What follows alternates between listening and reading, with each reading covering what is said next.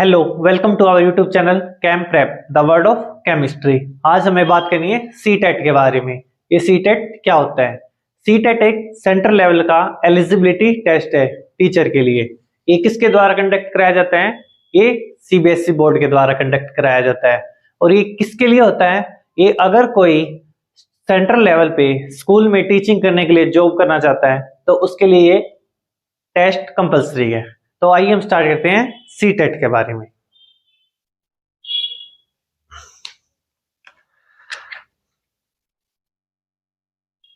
C T E T, सबसे पहले हम देखते हैं इसकी फुल फॉर्म क्या है।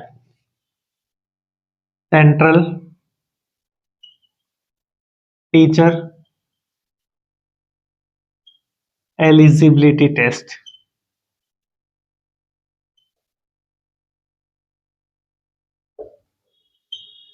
ये क्या है? इसकी फुल फॉर्म है सेंट्रल टीचर एलिजिबिलिटी टेस्ट। ये किसके द्वारा कंडक्ट किया जाता है? CBSE board.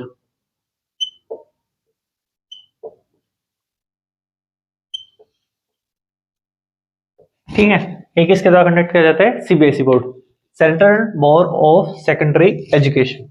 ठीक है, अब इसका मोड क्या होता है कराने का? मोड ये अब अगस्त 2023 में इसका मोड फिर से ऑफलाइन कर दिया गया। उससे पहले ये क्या हो रहा था? ऑनलाइन हो रहा था बीच में। अब अगस्त 2023 से इसे फिर से क्या कर दिया गया है? ऑफलाइन।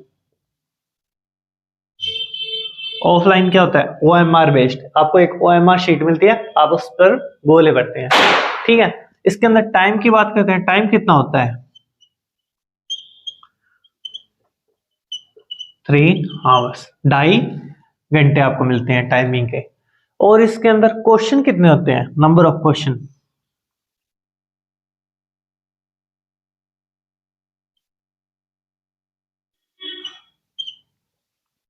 150 क्वेश्चन। और मैक्सिमम मार्क्स कितने होते हैं? 150। मतलब एक नंबर का एक क्वेश्चन इसके अंदर होता है। ठीक है, अब हम बात करते हैं ये कितने लेवल में कंडक्ट कराया जाता है। इसके 2 लेवल होते हैं, लेवल 1 और लेवल 2। चलो आइए बात करते हैं लेवल 1 क्या होता है, लेवल 2 क्या होता है।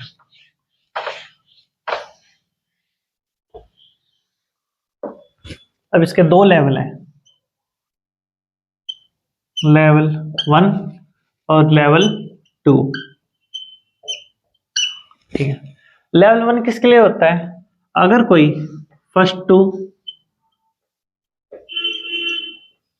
फिफ्थ क्लास, अगर कोई फर्स्ट से फिफ्थ क्लास तक टीच करना चाहता है तो उसको क्या देना होता है? लेवल 1। अगर कोई सिक्स से एट्थ क्लास तक टीच करना चाहता है तो उसके लिए क्या कंपल्सरी है? Level 2 to eighth. ठीक है, अगर उससे हायर कोई पढ़ाना चाहता है यानी 9th 10th 11th 12th तो उसके लिए आपको सीटेट देना नहीं होता। ठीक है, अब हमें बात करते हैं इसकी एलिजिबिलिटी क्या क्या होती है। इसकी एलिजिबिलिटी होती है आपने +2 कर रखी हो, फिर साथ में 2 साल का डिप्लोमा किसके अंदर होना चाहिए? एजुकेशन के अंदर। बीएड हो या बीई, सॉरी बीईएलईडी हो। ठीक है, और इसके अंदर आपके पास क्या क्या होना चाहिए कंडीशन? इसके अंदर होनी चाहिए आपके पास ग्रेजुएशन हो प्लस क्या हो? बीएड हो। ठीक है, अब बच्चों के मन में क्वेश्चन आता है, हमने अभी अभी बीएड में एडमिशन लिया है, हमारा फर्स्ट ईयर है, क्या हम दे सकते हैं? अब बीएड में फर्स्ट डे से आप फर्स्ट डे से एलिजिबल है किसके लिए? सी टेट के लिए। तो आप अगर बीएड फर्स्ट ईयर में है तब भी आप ये सी टेट का एग्जाम दे सकते हैं। तो आगे हम बात करते हैं इसके सिलेबस के बारे में।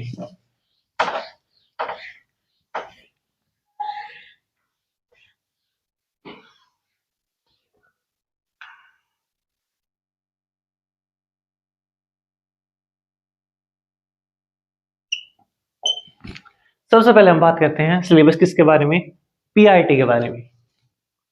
और पीआरटी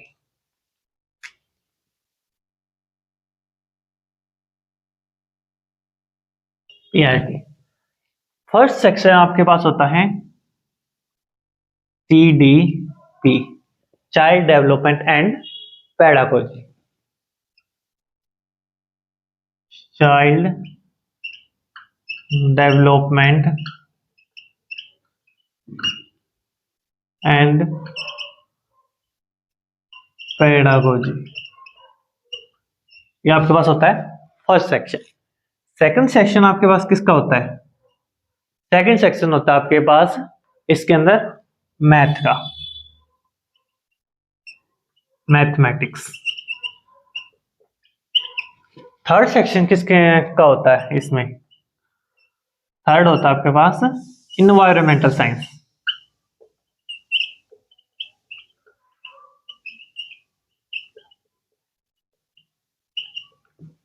ठीक है। फोर्थ सेक्शन होता है आपके पास लैंग्वेज। अब इसमें पेपर में लैंग्वेज के बारे में आप कंफ्यूज रहते हैं मोस्टली बच्चे, ठीक है। तो इसमें क्या करना होता है, आपके पास लैंग्वेज सेलेक्ट करनी होती है। जब आप एग्जाम फॉर्म भरते हैं तो आपके पास ऑप्शन आता है लैंग्वेज 1, लैंग्वेज 2। अगर आपने लैंग्वेज 1 क्या सिलेक्ट किया है, हिंदी सेलेक्ट किया है, तो आपके जो फोर्थ सेक्शन है उसमें आपको क्या अटेम्प्ट करनी है, हिंदी। ये क्या है, सेक्शन लैंग्वेज 1 का, ठीक है। अगर आपने इंग्लिश सेलेक्ट किया है लैंग्वेज 1 के अंदर, तो आपको ये जो फोर्थ सेक्शन है उसके अंदर आपको हिंदी के क्वेश्चन तो देखने भी नहीं है, इंग्लिश के क्वेश्चन अटेम्प्ट करने हैं। इसी तरीके से होता है फिफ्थ सेक्शन, वो भी होता है लैंग्वेज का, वो होती है आपकी लैंग्वेज 2।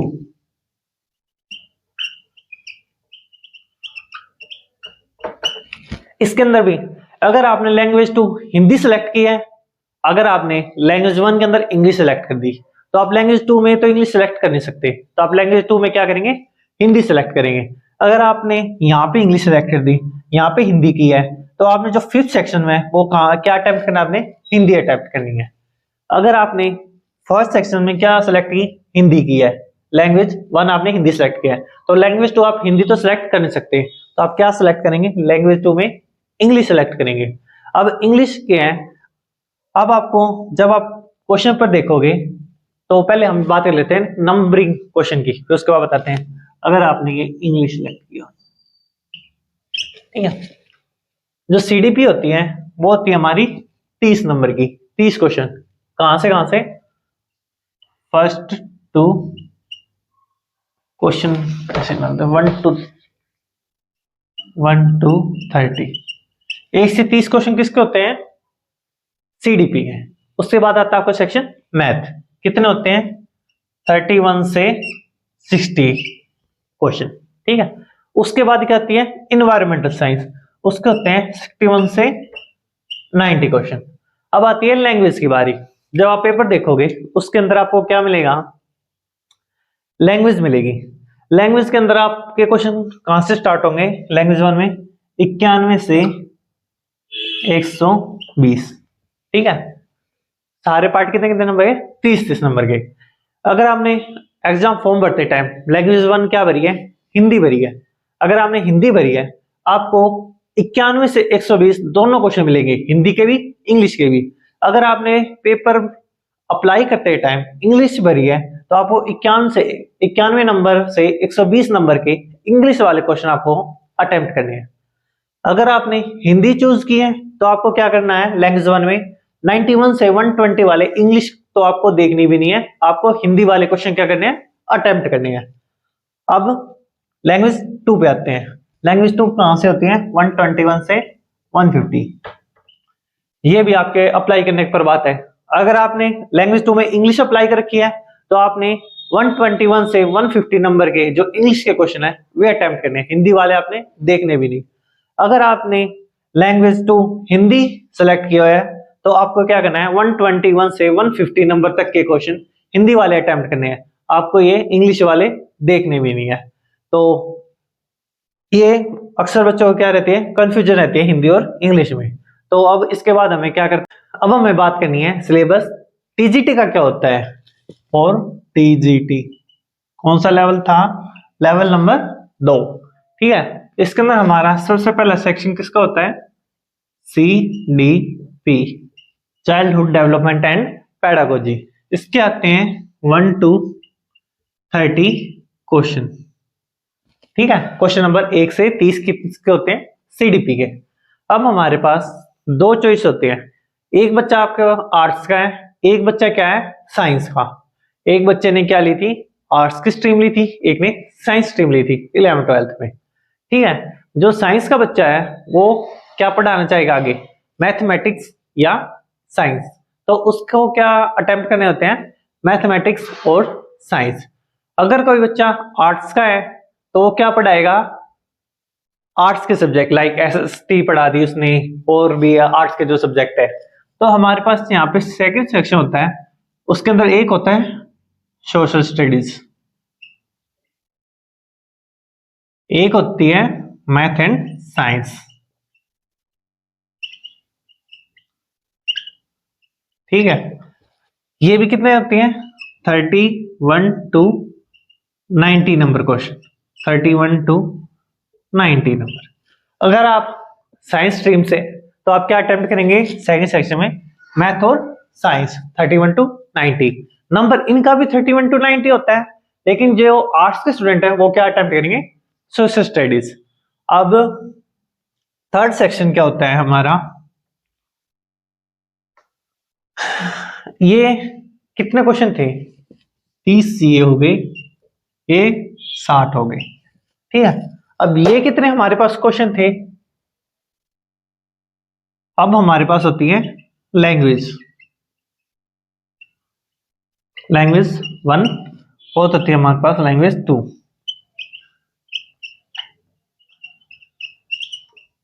ठीक है, अब लैंग्वेज के बारे में फिर से वही बात आती है। ये होती है लैंग्वेज 1 91 to 120, कितने नंबर हो गए? 30 नंबर के। और ये हो गए 121 to 150, कितने? 30 नंबर के। ठीक है, अब लैंग्वेज के बारे में फिर से ये बात आती है। अगर आपने फॉर्म भरते टाइम क्या किया है? लैंग्वेज 1 हिंदी सिलेक्ट की है, तो आपको 91 से 120 नंबर के जो क्वेश्चन है वो हिंदी वाले अटेम्प्ट करने हैं, इंग्लिश वालों को देखना भी नहीं है। इसी तरीके से आपने लैंग्वेज 2 में इंग्लिश सेलेक्ट किया है, तो आपको जो 121 से 150 नंबर के क्वेश्चन है वो आपको इंग्लिश वाले अटेम्प्ट करने हैं, हिंदी वाले देखने भी नहीं है। तो अब हम बात करेंगे इसमें ट्रिक के बारे में भी। क्या ट्रिक है जिससे हम क्या करेंगे? फर्स्ट अटेम्प्ट में एग्जाम क्वालिफाई कर लेंगे। क्या करना है? हमें डिटेल स्टडी करना है हर एक सब्जेक्ट के बारे में, कि सब्जेक्ट का क्या क्या सिलेबस है। सबसे पहले क्या था हमारे पास? CDP, वो सबकी कॉमन है लेवल 1 और लेवल 2 के लिए। और PIT के लिए हम बात करते हैं, सेकंड सब्जेक्ट क्या था हमारा PIT के लिए? मैथ था। तो मैथ के अंदर क्या सिलेबस आता है आपका? आपका मैथमेटिक्स होता है 15 मार्क्स का। इसमें क्या होता है आपका? जो 10th क्लास तक का मैथ है वो आपका 50 मार्क्स का होता है, और जो 15 नंबर की होती है वो होती है मैथ की पेडागोजी। कितने नंबर की? 15 नंबर की। फिर आपका सेकंड सब्जेक्ट क्या, थर्ड सब्जेक्ट क्या था यहाँ पे? इन्वायरमेंटल साइंस, PRT में इन्वायरमेंटल साइंस।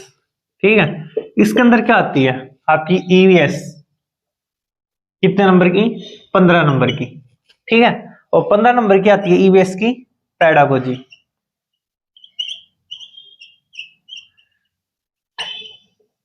तो टोटल क्या होगी EVS की भी मार्क्स?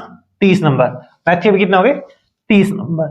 ठीक है, इसमें EVS first to fifth class तक की, और क्या है आपकी? EVS पेडागोजी 15 नंबर की। उसके बाद आपकी क्या बचेगी? लैंग्वेज। लैंग्वेज के बारे में बात कर लेते हैं। लैंग्वेज 1 क्या आपकी? अगर आपकी लैंग्वेज 1 क्या है? हिंदी। ठीक है, हिंदी में आपकी क्या आती है? हिंदी व्याकरण आएगी आपकी 15 नंबर की, व्याकरण। ठीक है, और 15 नंबर की आती है पैडागोजी।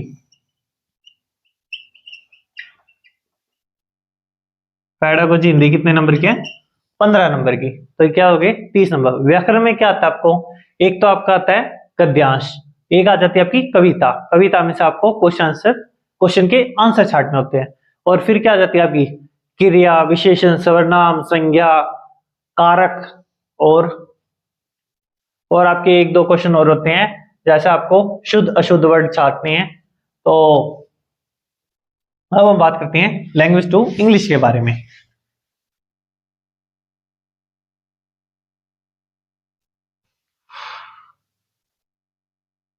लैंग्वेज टू इंग्लिश में क्या आता है? वही आपकी इंग्लिश कितने आती है? 15 नंबर की ग्रामर। इसमें आपको एक अनसीन पैसेज दिया होता है, उसमें आपसे क्वेश्चन के आंसर छाटने होते हैं। और आपके एडजेक्टिव, एडवर्ब, नाउन, प्रोनाउन और नरेशन, क्लॉजेस, ये आपकी क्या आती है? 15 नंबर की इंग्लिश ग्रामर। और 15 नंबर की आती है पैडागोजी इंग्लिश। कितनी हो गई? 30 नंबर। ठीक है, ये तो आपका हो गया पीआईटी के लिए। अब हम बात करें टीजीटी के लिए डिटेल में सिलेबस। सीडीपी सेम थी, उसके बाद क्या था? मैथमेटिक्स और साइंस। मैथमेटिक्स के अंदर जो पीआईटी में था वही क्या था? मैथ का 15 नंबर का मैथ, 15 नंबर की मैथ की पैडागोजी। अब साइंस की बात कर लें। साइंस, साइंस के अंदर क्या आती है? 15 मार्क्स की science, class 6th to 10th तक की आपकी आती है साइंस। और 15 नंबर की आती है आपकी साइंस की पैडागोजी। टोटल कितने नंबर हो गए आपके पास? 30 नंबर की क्या हो गया आपकी? साइंस हो गई। ठीक है, अब आपने एक चीज देखी होगी यहाँ पे, जो सीडीपी है आपकी प्लस पैडागोजी है, और क्या आपकी 90 मार्क्स की। अभी आप पूछोगे ये कैसे है, तो आइए हम एक बार डिटेल में फिर से देखते हैं। जब हमने बात की थी पीआईटी के बारे में तो क्या थी? सीडीपी कितने की थी? 30 की। उसके बाद क्या था हमारे पास? मैथ। मैथ की पैडागोजी कितने की थी? 15 की। फिर उसके बाद क्या था? ईवीएस की पैडागोजी 15 की। फिर क्या थी आपकी लैंग्वेज 1 हिंदी की, अगर हिंदी इंग्लिश जो भी चूज किया लैंग्वेज 1 में 15 की। और 15 की लैंग्वेज 2 की, लाइक आपने इंग्लिश चूज कर ली तो 15।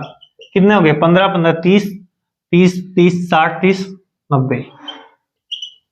यहाँ पे क्या होगी? 90 नंबर की सीडीपी प्लस पैडागोजी। अगर आप ये चाहते हैं पहली बार अब में आपका एग्जाम क्वालिफाई हो जाए, तो सबसे पहले आपको किसके ऊपर फोकस करना है? सीडीपी प्लस पैडागोजी की। ये आपकी एक ट्रिक है जिससे आप एग्जाम फर्स्ट अटेम्प्ट में क्वालिफाई कर सकते हैं।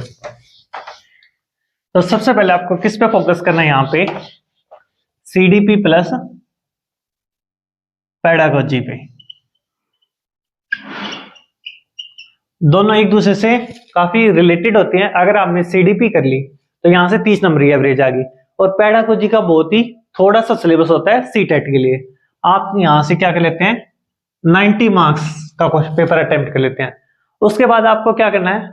मैथ और साइंस पे फोकस करना है। ठीक है, मैथ पे तो आपको, अगर आप पीआरटी के लिए है और टीजीटी दोनों के लिए है, मैथ पे तो आपको फोकस करना ही है। कहां तक का मैथ? 10th तक का। ठीक है, अप टू 10th। और साइंस पे आपको क्या करना है? फोकस करना है। उसके बाद 10th तक की साइंस। ठीक है, तो और जो आपकी इंग्लिश हिंदी है वो आपको क्या करनी है? एग्जाम से एक वीक पहले उठानी है इंग्लिश हिंदी, और फिर आपके प्रीवियस ईयर क्वेश्चन अटेम्प्ट करने हैं इंग्लिश हिंदी के। आपकी English Hindi previous year question आप देख लोगे, उसी से क्या हो जाएगी। ये आपकी ट्रिक थी, इससे आप फर्स्ट टाइम में सीटेट क्वालिफाई कर सकते हैं।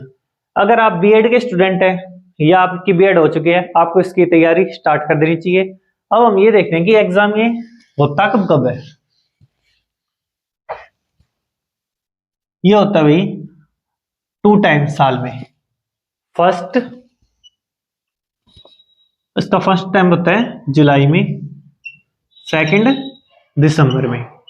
अब क्या होने वाला है, दिसंबर 2023 का एग्जाम होने वाला है, जिसके फॉर्म जल्दी आउट होने वाले हैं। जब भी फॉर्म आउट होंगे हम आपको इन्फॉर्म कर देंगे। अब एक इसके अंदर पॉजिटिव पॉइंट होता है, वो क्या होता है, नो नेगेटिव मार्किंग।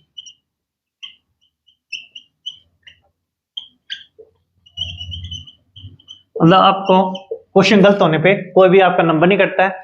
इसके अंदर आपको 150 क्वेश्चन मिलते हैं, आपको 150 से 150 क्या करने हैं, अटेम्प्ट करनी है। अगर कोई भी गलत हो गया तो आपके नंबर तो नहीं कटेंगे एटलीस्ट, तो आपको नॉन नेगेटिव मार्किंग का यहाँ पे फायदा मिलता है। अब क्या कर लेते हैं हम, स्कोर के ऊपर बात कर लेते हैं, क्या कट ऑफ होती है। ये आपका एलिजिबिलिटी टेस्ट है, तो आपकी यहाँ पे कोई कट ऑफ नहीं होती, आपको एक फिक्स मार्क्स ऑब्टेन करने होते हैं और आपको इसका सर्टिफिकेट मिल जाता है। तो आइए हम बात करते हैं वो मार्क्स कितने होते हैं। अगर जनरल है कैटेगरी से है तो उसे लेने होते हैं 90 150 में से। अगर ओबीसी, एससी, एसटी या एनी रिजर्व कैटेगरी से उसे लेने होते हैं 82। अगर बच्चे ने 82 मार्क्स ले लिए तो वो उसको सर्टिफिकेट मिल जाता है। उसकी वैलिडिटी क्या होती है, इसकी वैलिडिटी है लाइफ टाइम। अगर आपने एक बार पेपर ये क्वालिफाई कर दिया तो आपको जो सर्टिफिकेट मिलेगा वो लाइफ टाइम क्या रहेगा, वैलिड रहेगा। तो आपको एक बार ये क्वालिफाई करना है, आपके पास आजीवन ये क्या रहेगा, सर्टिफिकेट रहेगा। अब हम ये बात कर लेते हैं कि हमने ये तो बात कर ली पेपर कैसे अटेम्प्ट करना है, क्या इसका सिलेबस है, इसका हमें फायदा क्या मिलेगा। इसका फायदा क्या है, अगर कोई भी सेंट्रल लेवल के school like KVS, NVS, DSSB और भी बहुत सारे सेंट्रल स्कूल हैं, उसमें आप अप्लाई करना चाहते हो तो आपको क्या है, सीटेट क्वालिफाई होना जरूरी है। तो उसके लिए आपको सीटेट की तैयारी स्टार्ट कर देनी चाहिए। अगर आपको सीटेट से रिलेटेड अभी भी कोई क्वेश्चन है तो आप हमें डिस्क्रिप्शन बॉक्स में दी हुई जीमेल आईडी से हमें कांटेक्ट कर सकते हैं। अगर आपको ये वीडियो पसंद आए तो लाइक, कमेंट, शेयर और सब्सक्राइब कीजिए। तब तक देखते रहिए Chem Prep the world of chemistry.